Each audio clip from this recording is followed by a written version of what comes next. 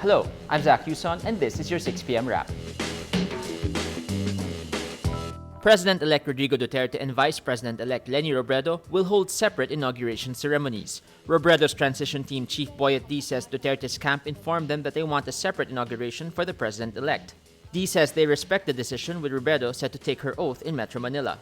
She will be sworn in by a barangay captain from her hometown in Camarines Sur. Both will be sworn into office on June 30. The peace advisor, President-elect Rodrigo Duterte, begins talks with Communist leader Joma Sison. Jess Dereza posts a photo of their initial talks Wednesday, including a selfie with Sison and Luis Halandoni, the peace panel chair of the National Democratic Front of the Philippines. Sison fled to Europe after peace talks failed in 1987 and has stayed abroad since. The Philippine Communist Movement is Asia's longest-running insurgency. President Benigno Aquino apologizes to Canadian Prime Minister Justin Trudeau for the death of another hostage held by the Abu Sayyaf. Aquino says he talked to Trudeau following the murder of Robert Hall and thanked him for standing by Canada's no-ransom policy. Hall is the second Canadian hostage killed by the group in 2 months. John Ridstall was executed in April.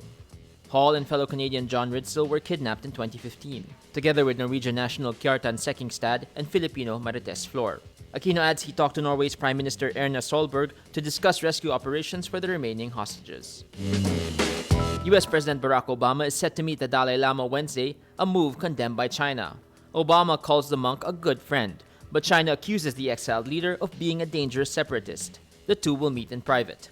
Chinese Foreign Ministry spokesman Lu Kang says, quote, "The 14th Dalai Lama peddles his political ambitions of dividing China all around the world." China has ruled Tibet since the 1950s, but many Tibetans say it represses their Buddhist religion and culture. French police prepare for violence at the Euro 2016 Games. Officials expect about 65,000 English, Welsh, and Russian supporters to flood into Lille and neighboring Lens. This after violence erupted between Russian and English supporters last Saturday in Marseille, leaving more than 30 people injured. Europe's governing body found Russia responsible for the chaos. Officials put the Russian Football Union under suspended disqualification and fined the team €150,000 or around $170,000. 6 England fans were also sentenced to prison in France.